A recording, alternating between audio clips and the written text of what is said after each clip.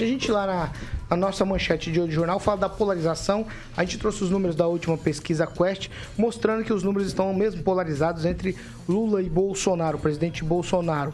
Mas aí, hoje à tarde, o colunista do site Metrópolis, o Guilherme Amado, escreveu em sua coluna: a Executiva Nacional do PROS decidiu nessa quarta-feira retirar a candidatura do coach. Essa eu gostei. Pablo Marçal e apoiar a chapa Lula-Alckmin nas eleições de outubro. O anúncio foi feito durante a reunião do partido com o núcleo duro da campanha PT e PSB. Do PROS participaram da conversa o presidente Eurípides Júnior, Felipe Espírito Santo, presidente da Fundação da Ordem Social, e Bruno Pena, advogado do partido representando o PT e o PSB. Estavam Alckmin, Aloysio Mercadante, coordenador do programa de governo de Lula.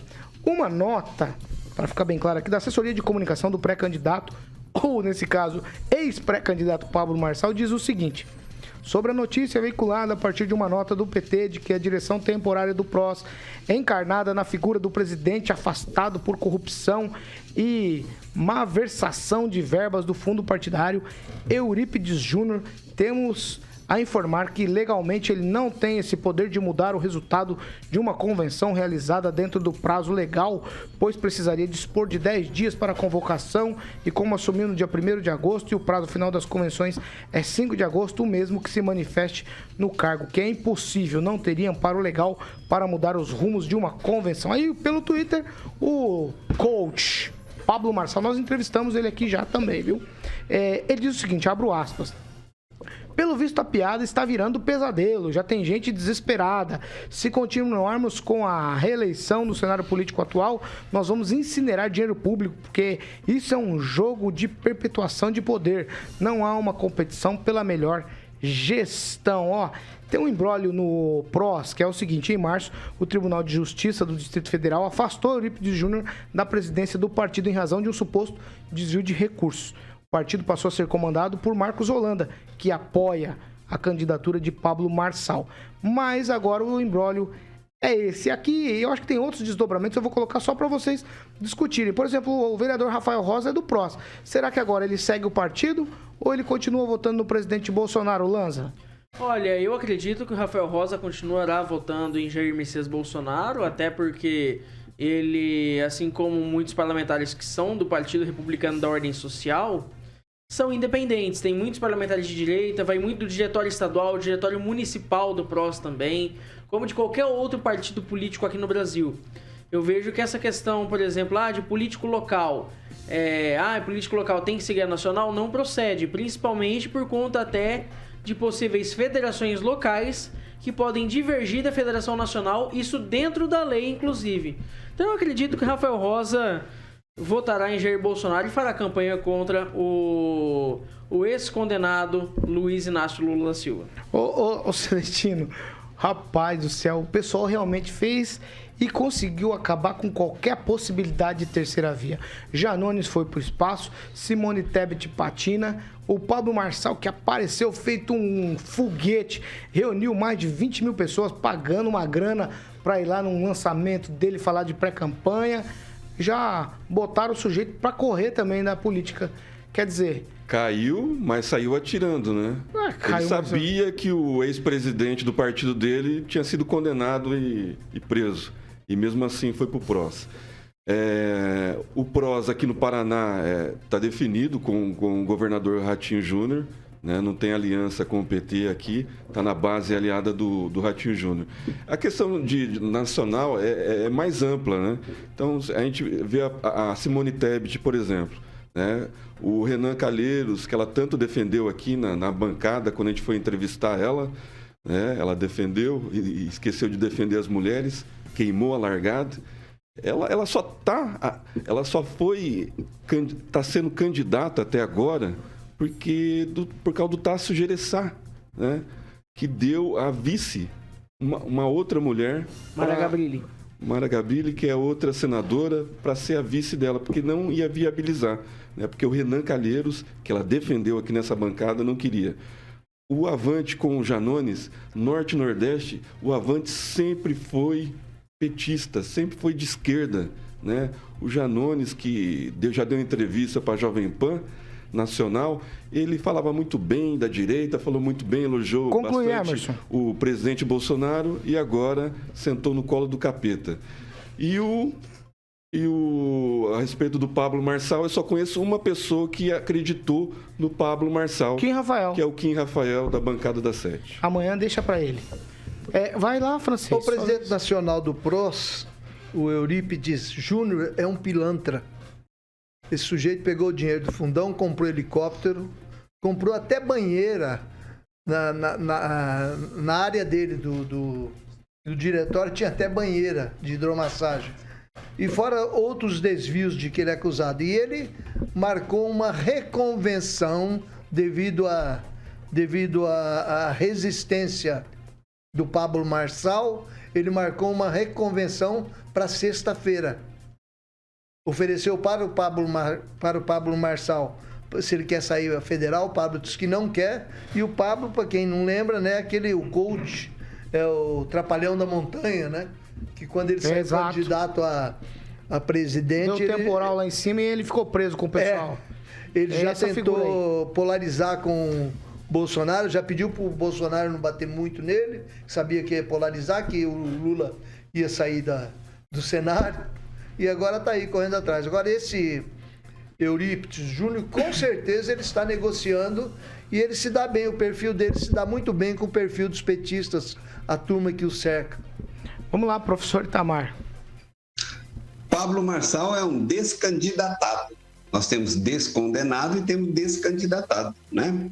Mas a coisa que está rolando a informação é que o seguinte, o Pablo Marçal, na verdade, ele tinha seduzido, vamos chamar assim, a direção do PROS, porque ele falou que ele faria uma vacona junto aos seus fãs, aos seus seguidores, né, do seu estilo coach, e que arrecadaria 250 milhões de reais. E isso engordou os olhos da direção desse tal de partido PROS, né?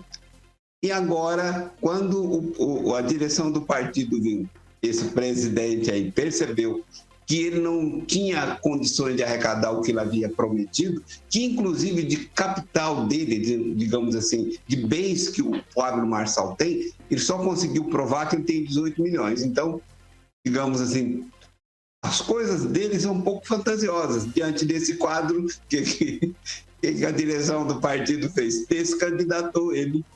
E aí segue o jogo, todo mundo do ladinho do Lula. E aí deu muito bem, como o francês lembrou, né? Alguém que já foi preso por corrupção, apoiar o outro candidato também preso por corrupção, ó, aliança perfeita, juntos. Dá um pitaco pro Lanza, vai, Lanza. O site Divulgacan de Contas do TSE acabou de soltar a candidatura, o registro da candidatura do Pablo Marçal. Inclusive soltou também já o plano de governo, onde ele diz que o Brasil não deve ser nem de esquerda nem de direita, mas pra frente. Ele disse que vai destravar. Mas vai ter uma reconvenção na Exatamente. Eu ia perguntar ao falar que eu nunca ouvi essa expressão. Existe reconvenção? Na verdade, é a atualização de ata de convenção. É uma atualização de ata. Ocorreu muito, inclusive aqui em Maringá, em 2020, na eleição O que municipal. o francês quis dizer, quem vai mandar, quem vai referendar é o presidente do partido. Pronto, vamos lá. No final das contas, Edivaldo, no final das contas, o que aconteceu? Eu vou ser humilde aqui na minha pergunta. Botaram o Moro pra fora, foram botando todo mundo dessa terceira via pra fora. No final das contas, o Pablo Marçal ficou só com a sola do sapato do Eurípides marcada. Mas eu fico surpreso que o Kim Rafael tenha defendido, parece que foi o único do mundo. Defendeu o Pablo Marçal. Brasil que apoiava ele, disse que nem o Pablo Marçal apoiava ele próprio. Na verdade, é próprio do processo político, campanha, esse reordenamento, né? Não tem novidade nenhuma nesse processo. Normalmente isso acontece em todas as campanhas. E eu acredito, Paulo, que até o dia 15, quando efetivamente, né, começa, meia-noite, do dia 16, né, as campanhas estão valendo, muita coisa ainda vai mudar, né? E não me surpreende absolutamente nada esses movimentos, né, um pendendo para a esquerda, para a direita. Eles se sentam na mesa em algum lugar e define o nosso futuro, né? Nós estamos falando de quase 5 bilhões de reais que eles usam, inclusive... Aí o candidato a presidente fala, se eu ganhar, você vai ser ministro disso. Exatamente. Então, as negociações, né? A gente, no final das contas, lá na ponta, a gente acaba entrando nesse jogo que faz parte do processo político, processo democrático, mas a verdade, né, seja dita, né? Que as coisas são definidas nos bastidores, nas reuniões de partidos. Não há, efetivamente, nesse país, infelizmente, e não nesse país, em qualquer lugar do mundo, um compromisso efetivo com o cidadão, o trabalhador. E esses movimentos são próprios, né? Vou insistir nessa expressão da dinâmica da democracia. Tudo por dinheiro. Esse é um programa, né? Tinha um programa na televisão. Topa tudo por dinheiro. Mais ou menos isso. Topa tudo por dinheiro. Nesse caso, é fundo eleitoral. Os valores envolvidos são 5 bilhões, é uma pequena parte, uma fração pequena dos gastos que tem numa campanha.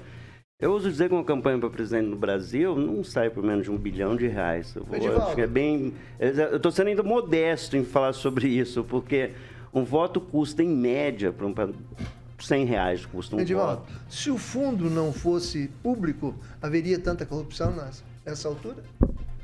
Pois é, Francisco, eu particularmente sou defensor do financiamento público de campanha, né? E a gente vai estender essa conversa, acho que não é o momento, mas eu sou defensor. Agora, o que falta é fiscalização efetiva, mais compromisso, que não há nenhuma fiscalização com relação à aplicação dos recursos, e não só especificamente do fundão, né? Do fundo partidário, mas no processo todo, né? De recursos que são carreados para o partido. Uma notícia urgente. Qual que é a notícia urgente, filho? A Câmara aprovou um requerimento para discutir a suposta ligação entre Lula e o PCC. Sobre fundão, eu vou falar aqui só pra gente encerrar. A realidade é a seguinte, o dono do partido, não é o presidente, não. O dono do partido pega a grana toda, põe no bolso e fala, você é meu brother, eu vou te dar o dinheiro para você fazer campanha. Você não é, filho, você amarga. Então, lá na ponta, o cara não recebe o dinheirinho que foi designado para que ele fizesse campanha. Esse dinheiro que o Edivaldo falou aqui de campanha, financiamento público, que é quase 5 bi, né? 4,8 bilhões. É isso aí. É muito dinheiro e não chega em quem se deveria chegar para que ele fizesse campanha. O dono do partido, estou frisando isso, partidos no Brasil não tem presidentes. Eles têm donos, porque o cara volta aqui depois de uma condenação, ele destrói tudo que está feito. Eu não estou defendendo o Pablo Marçal, não. Eu estou defendendo que as instituições sejam verdadeiramente sólidas e corretas, e não é isso que acontece. A maior inflação do Brasil não foi do combustível, não foi dos alimentos, foi do fundo partidário. Deus que me livre. Pois é, Paulo, o fundo foi criado exatamente para democratizar o acesso à disputa. Mas não democratizou, não. Nada, ele desmocratizou. Nada, exatamente. Se é que existe essa palavra.